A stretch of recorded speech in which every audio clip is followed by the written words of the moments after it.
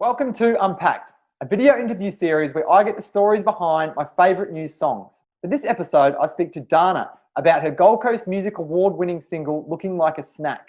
I learned a lot about Dana in this episode. We talk about how she recorded the song and produced it in her home studio and some of the unlikely influences that she had in writing the song. We talk about the Rhodes piano that she likes to write on, and we kind of dig really deep into some of the production techniques that she used. Hope you enjoy. Welcome, Dana. Hi, thanks for having me. No worries. What are you up to today? Are you in your little room studio type of thing right there? Yes, I am. I actually just bought a brand new computer today, so I'm doing the whole file transfer. So that's taken up my whole day. Yep. Oh, yep, fun. Yep, life and times of a musician. File transfers are not the glory things that everyone talks about when you're a superstar. Anyways, so we're here today to talk about your award-winning single, Looking Like a Snack. Congratulations on winning Single of the Year at the Gold Coast Music Awards recently. Thank you. Thank you very much. No worries. Was it a surprise to win on that night? Did you have a good ISO celebration? Yeah, absolutely. It was definitely a surprise for me, as I was up against, I think, about 7 or 8 different artists in that category. So I was sipping on the champagne, whether I won or not. I was still having fun watching, but to take it out, it felt really good. But there were some super deserving artists in there as well. So yeah, definitely, yeah. No, I've been noticing over the last couple of years how strong the Gold Coast music scene is, and every single year the Gold Coast Music Awards just delivers that in one great package. It's like, this is what we've got, and it's getting just stronger and stronger every year. So to be on the top of that pile is a pretty proud feat, I reckon. Definitely. Very, very happy. Yeah, cool. Sweet. So let's just chat about the song. Today I just want to talk about all things Looking Like a Snack. I'm going to go over some of the musical parts with you, and we can dive deep. So my first question is, what inspired the song? I heard that Daniel Caesar was a inspiration. Can you expand on that a little bit? Yeah, as I was doing the file transfers today, the original session of Looking Like a Snack came up, and it's still under the title Daniel Caesar Type Beat. Wow. So yeah, I think I was just really into that sort of music back then. That, along with Edison Pack and the whole neo soul sort of vibes. And I was also listening to Rat and Lily Allen around that time, and I really loved their songwriting. It was quite quirky, and yeah, I think I just went into my room one day and tried to make a song like Daniel Caesar's, and it just kind of went from there. It wrote itself. I think I fleshed it out within 2 days. So I had the song in 2 days, and I was just dancing around my room. Like I was feeling it. So, it kind of just went from there. It's got, I think it's a faster, more poppier vibe to some of Daniel's other work. I know he's got such an extensive back catalogue, but specifically I think it's just a bit more of an up-tempo, but it definitely has that body rolling, like R&B kind of feel to it when it kicks off, which is cool. Oh, that's interesting. Totally. Well, that's what I was told. Some really great advice that I was told. They said, look at the songs that you love, try and copy them. Obviously not copy them, but try and make it as much as you can like that vibe, and then take it on a journey of its own. And that's kind of what this song did. It just really, it grew its own arms and legs, and it didn't end up sounding like Daniel Caesar at all, but the very core of it was Daniel Caesar. And yeah. Oh, that's cool. Yeah, that's how it started. Interesting how it evolves. Another kind of inspiration that I can see, and I'm not sure if you had the same feeling or if you even know about the 4-beat intro that Pharrell Williams made famous. And Looking Like a Snack has that. As soon as I heard it, I thought, oh, that's that Pharrell Williams trick. I'll just Mhm. I'll play it quickly.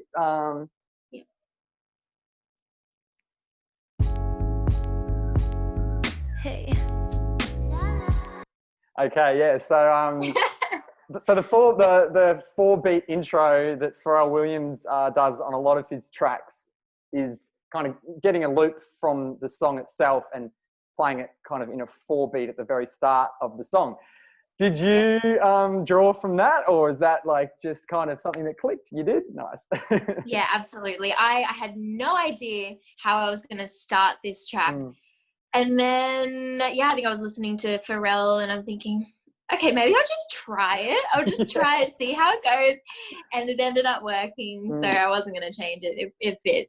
Awesome. Yeah. If anyone wants to check out, there's a cool YouTube clip that compiles all of the Pharrell intros that have it. It's pretty cool. You're like, oh, that's that. And they're all so catchy. Hey, it's an awesome way to start a song. Yeah. It's like his little signature, which is super cool. Yeah. So I should probably start to get my own little intro signature, not steal someone else. Well, that leads to our next question. And I'm super impressed when I heard that you wrote, recorded, and produced all this stuff, and you do all of your own music in your own home studio. That's so impressive. And was this song the same? Yeah, definitely. This was when I was I'd say about a year and a half into producing music. Yep. So I began doing a lot of like house EDM type beats because I was just like listening to that sort of stuff back then. And then I was introduced to Anderson .Paak and Daniel Caesar again, and I kind of just started to make those sort of beats. And yeah, this one was one of the more fleshed out songs.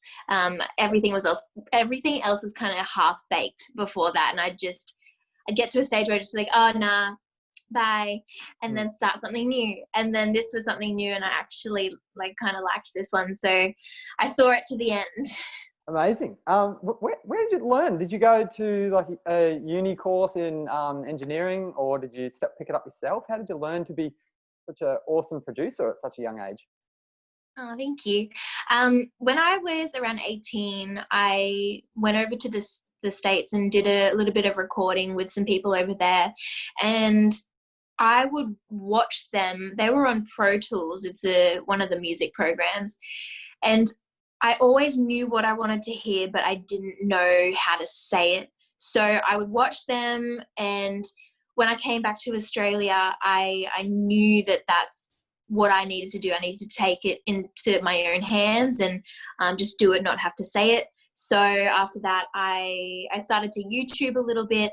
And then from then on, it was uni. I enrolled in a uni course and learnt lots and lots that way. I really, back where I went to uni, it was actually through TAFE Gold Coast. And they were super hands-on, super personal, and I learnt a lot.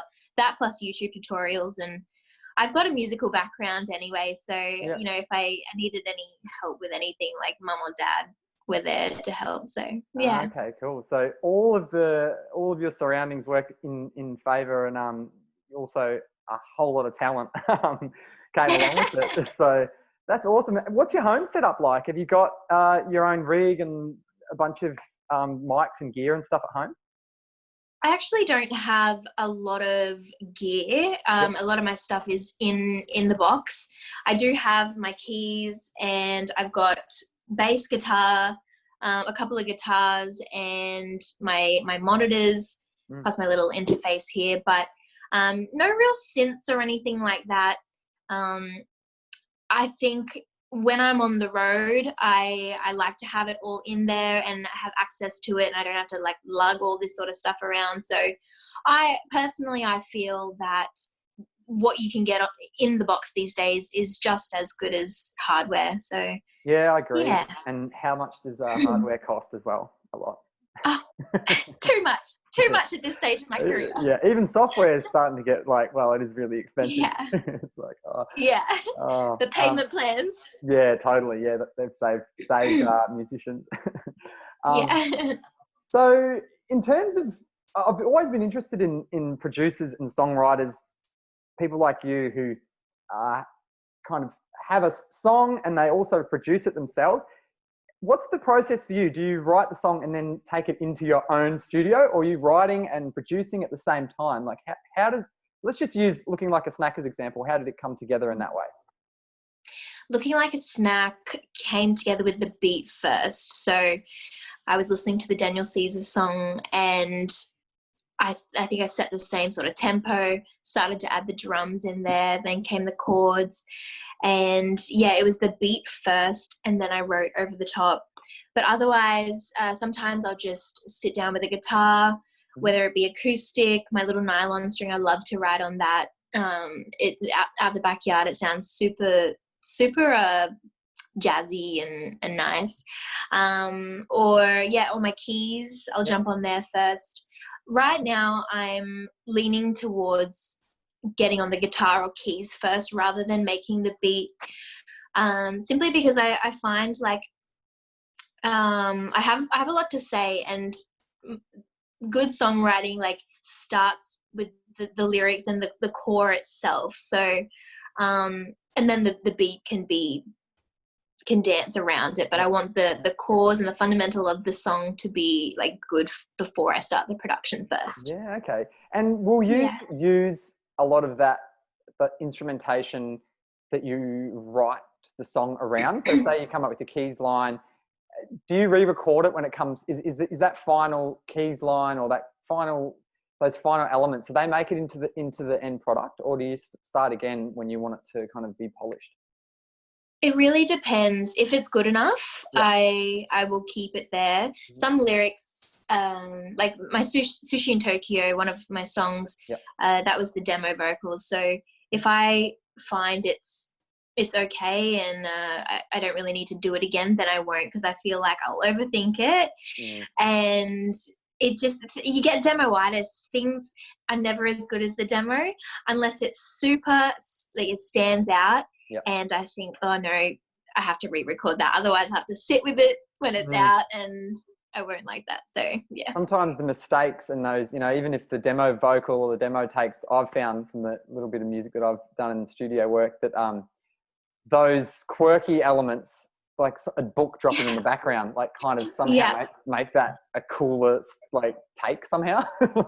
Totally. It's the imperfections. Yeah, sure. I remember reading something about Christina Aguilera singing her song Beautiful, the first take, and it had all cracks and it wasn't the most perfect singing, but the emotion was there. And I feel like that's where people really connect, and when they hear that rawness.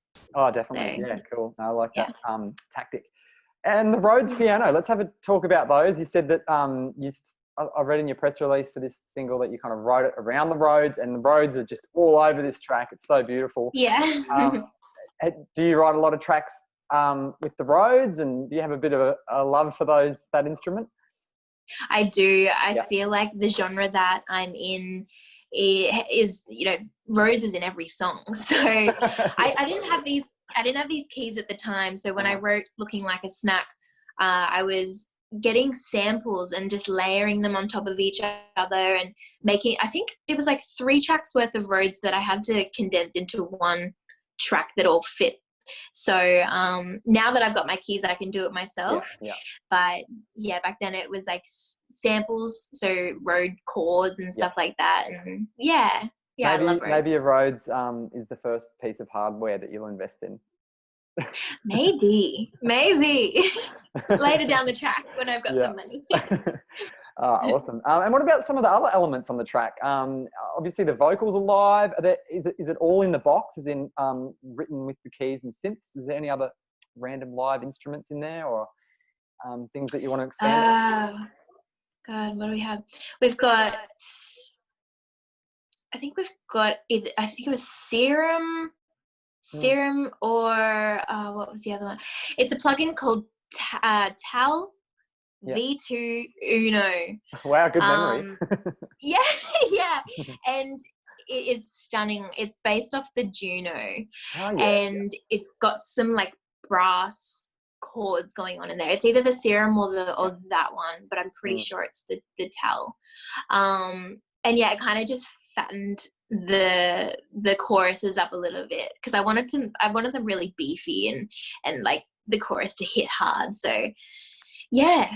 Definitely. Oh, that's, yeah. And there's some bird noises in there somewhere. Or like... There is in the bridge. Yeah. And I was listening to, because I really struggle with bridges sometimes. And this one in particular, it took me ages to write. Everything else was done. And I was listening to Frank Ocean and kind of just got inspired by a few of his tracks. And he's got a lot of that organic sounding stuff in his tracks. So yeah, the bridge is very Frank Ocean inspired. Yeah, it kind of goes into this mystical land and then comes back to the chorus. This is what I wanted to talk about. You touched on it already, but how you wanted the choruses to really drop. And I think you do a great job of it. Let's have a listen to all 3 lead ups to the choruses and then have a chat about them.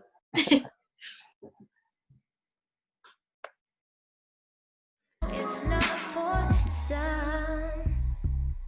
That drop out, that's a good one. And then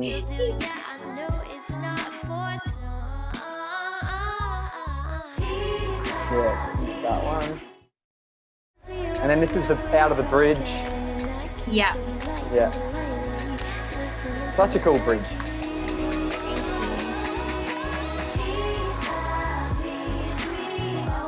Yeah, I can hear that big fat synth in there too now.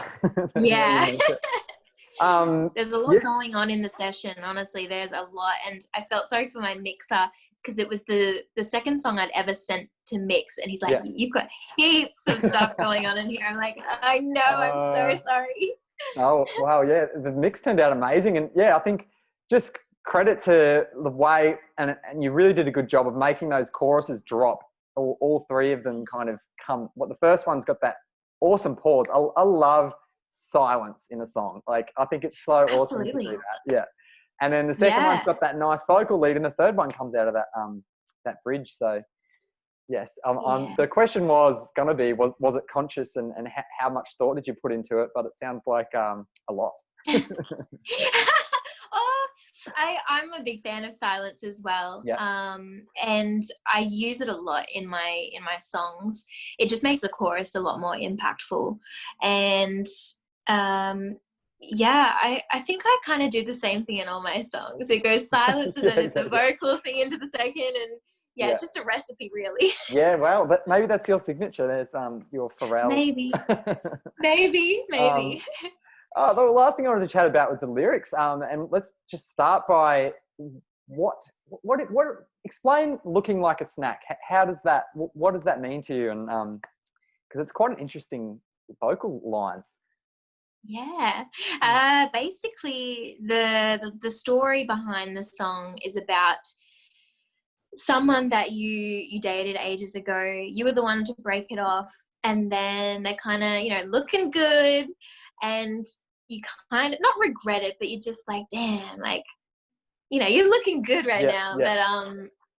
But it's just a real lighthearted, easy. The lyrics kind of just flowed out of me. Like I love to write meaningful lyrics usually, but this one was kind of just really just easy and free flowing. I don't know how to explain it. Yeah, I think it's quite simple. Just even that vocal hook, alongside the imagery that looking like a snack, the words give, is this kind of quirky, kind of unique, because you don't usually look like a snack, like it's cool, It's like to you have do. You heard that term? It puts actually. Yeah. Looking like a snack. I don't think I have. Maybe it was like at the same time that you released this song that I was starting to feel around. You're like bringing the words into my vocab, man. Yeah. Well, it's not even part of the chorus really, but true. Yeah. I kind of like quirky titles. And that one's a quirky, I guess, and has food in it. I always like to put food in my songs for some reason. Yeah. No. It's good.